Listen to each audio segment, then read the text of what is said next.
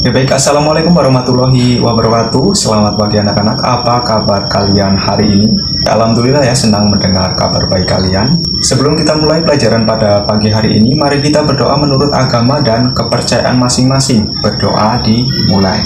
Baiklah anak-anak, Bapak minta untuk kalian semua berdiri dan menyanyikan lagu Indonesia Raya secara bersama-sama. Oke, ternyata kalian sudah hafal semua ya. Nah, sekarang kalian lihat teman kanan, kiri, belakang dan depan kalian, kira-kira siapa nih yang tidak hadir pada pertemuan kali ini?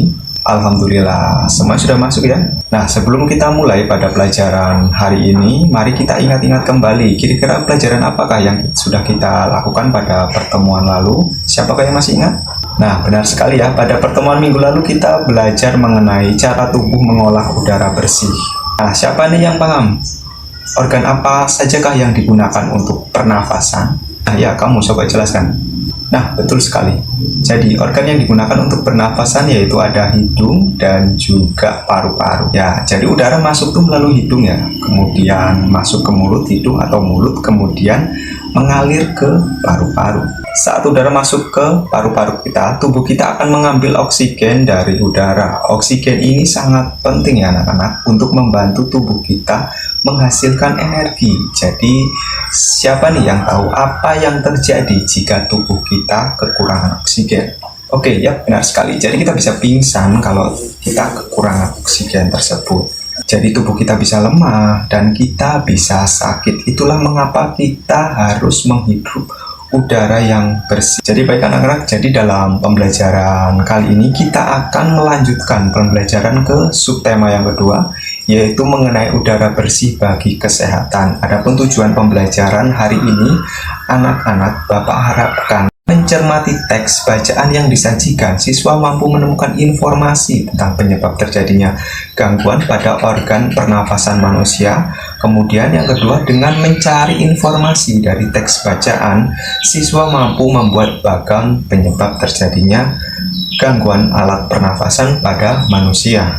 Dan selanjutnya dengan membaca teks, siswa mampu menyebutkan informasi terkait dengan pertanyaan apa, siapa, di mana, mengapa, dan bagaimana. Jadi yang keempat, dengan menuliskan dalam bentuk tabel, siswa mampu mempresentasikan informasi dari teks bacaan terkait dengan pertanyaan apa, siapa, di mana, bagaimana, dan mengapa. Oke, kita coba langsung lihat nih gambar di papan tulis ya.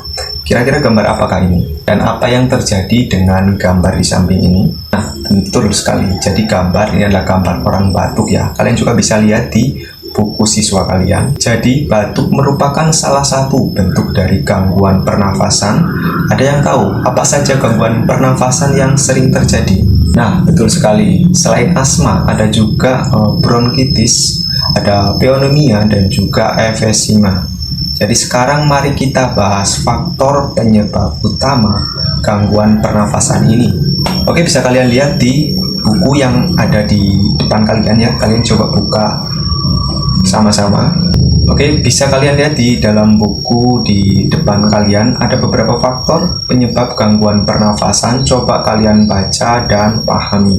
Oke, setelah dipahami, Bapak akan mencoba jelaskan sedikit mengenai gangguan pernafasan dan juga ada faktor penyebab gangguan pernafasan tersebut. Oke, jadi gangguan pernafasan adalah kondisi di mana sistem pernafasan kita terganggu ya anak-anak, sehingga kita sulit bernafas ataupun paru-paru bisa tidak mendapatkan oksigen ya, seperti yang dijelaskan oleh teman kalian tadi, penyakitnya contohnya asma itu kan salah satu gangguan pernapasan. Oke, jadi untuk gangguan pernapasan itu ada beberapa faktor ya anak-anak. Yang pertama ada faktor fisik ya, yaitu adanya kelainan pada organ pernapasan. Itu juga bisa menjadi gangguan pernapasan ya, contohnya ada bayi prematur. Mungkin kalian pernah lihat ya di rumah sakit ataupun juga di klinik ya, seperti pada gambar contoh di samping dan juga ada di buku cetak kalian ya untuk jelasnya. Oke, jadi untuk faktor yang kedua itu ada faktor penyakit ya, bisa juga menjadi gangguan pernapasan ya. Contohnya ada penyakit asma yang sudah teman kalian sebutkan barusan, itu juga bisa menjadi faktor gangguan pernapasan. Ada juga influenza dan juga kanker paru-paru juga bisa menjadi gangguan pernapasan. bisa teman atau anak-anak lihat ya di buku kalian, itu juga ada contoh gambarnya, dan di samping juga ini sudah Bapak coba jelaskan untuk kalian. Oke, yang ketiga ada faktor lingkungan ya anak-anak. Jadi mungkin lingkungan yang kotor juga bisa menjadi penyebab gangguan pada pernapasan kita. Selain itu juga ada asap kendaraan ya, kemudian ada asap rokok dan juga asap pabrik juga bisa menjadi pemicu gangguan pernapasan tersebut. Kenapa ya bisa jadi gangguan pernapasan? Oke, jadi udara itu tercemar ya kalau kena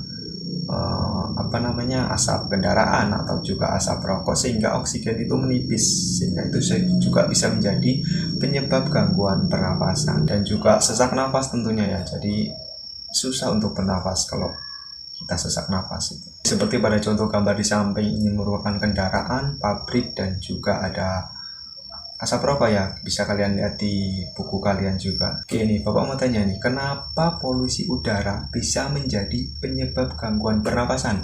Ada yang tahu? Ada yang tahu? Oke, tidak tahu ya ternyata. Oke, Bapak jelaskan ya. Karena partikel kecil dalam polusi bisa masuk ke saluran pernapasan, menyebabkan iritasi dan juga merusak jaringan paru-paru. Jika terpampar dalam waktu lama, ini bisa menjadi penyakit kronis ya, seperti bronkitis, bahkan juga kanker paru-paru. Oke ya, setelah kalian pahami dan juga sudah Bapak jelaskan barusan mengenai gangguan pernapasan, silakan kalian buat bagan atau diagram ya tentang penyebab terjadinya gangguan pernapasan pada alat pernapasan manusia ya, dari informasi teks bacaan yang sudah kalian baca dan juga bisa mencari dari sumber lainnya ya. Silakan dikerjakan. Oke, sudah selesai semua ya.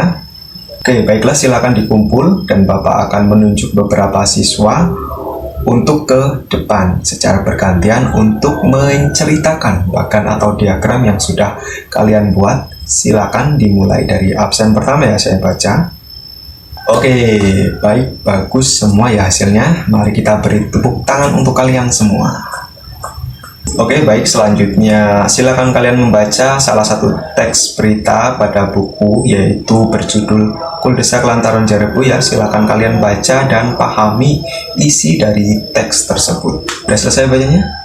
Baik, jadi dalam teks tersebut dijelaskan ya atau menceritakan kebakaran hutan yang terjadi di daerah Riau, Jambi, dan juga Sumatera Selatan ya.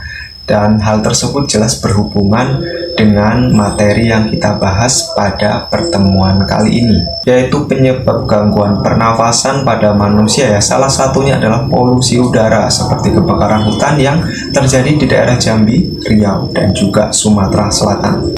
Oke, baik. Apakah ada pertanyaan dari kalian semua mengenai materi yang sudah kita bahas pada pagi hari ini? Baik ya, kalau tidak ada, di situ kan ada tabel tuh ya dari bacaan Kuldesak Lantaran Jarebu di atas. Jadi buatlah pertanyaan dengan kata apa, siapa, di mana, bagaimana, dan mengapa. Kemudian tuliskan jawaban dari pertanyaan tersebut dan tuliskan dalam bentuk tabel seperti contoh ya. Jadi kalian mengambilnya dari materi yang sudah kalian baca. Oke, silakan kerjakan dan kemudian dikumpul ke depan. Baik anak-anak, jadi semuanya sudah mengerjakan ya, dan hasilnya juga lumayan bagus untuk kalian. Dan setelah Bapak periksa, dan kalau ada yang dapat nilai kecil mungkin bisa diperbaiki di pertemuan berikutnya. Baik anak-anak, sebelum kita akhiri pembelajaran pada hari ini, mari kita buat kesimpulan bersama tentang beberapa faktor penyebab terjadinya gangguan pernapasan pada manusia. Jadi Bapak akan membimbing, tapi kalian yang menyebutkan ya poin-poin penting dari gangguan tersebut. Siapa yang ingin mulai? Nah, tepat sekali. Jadi yang pertama ada faktor fisik ya. Ada lagi yang kalian ingat? Betul, ada faktor penyakit juga bisa menjadi gangguan pernapasan ya. Kemudian ada lagi? Nah, betul sekali. Jadi faktor lingkungan juga bisa menjadi penyebab gangguan pernapasan ya. Seperti asap kendaraan, asap pabrik, dan juga asap rokok ya. Yang seperti kalian baca tadi, yaitu ada kebakaran hutan yang terjadi di Jambi, kemudian Riau, dan juga Sumatera Selatan. Itu juga menjadi salah satu penyebab gangguan pernapasan karena terjadi polusi udara di wilayah tersebut. Oke, apakah kalian sudah memahami semua poin ini? Sudah semua ya? Oke, jadi Bapak akan bertanya dan kalian yang menjawab ya. Yang pertama, apa yang dimaksud dengan gangguan pernapasan? Nah, benar sekali. Sekarang apa saja faktor yang bisa menyebab terjadinya gangguan pernapasan? Apakah ada yang bisa coba jelaskan? Nah, tepat sekali ya. Kalian sebenarnya sudah paham ya untuk pelajaran pada hari ini. Oke, jadi dalam pembelajaran hari ini, apakah ada pertanyaan ya dari anak-anak semua? Baik, kalau tidak ada, mari kita tutup pelajaran pada hari ini dengan membaca doa menurut agama dan kepercayaan masing-masing dan berdoa dimulai. Oke, jadi Bapak akhiri, wassalamualaikum warahmatullahi wabarakatuh dan selamat siang.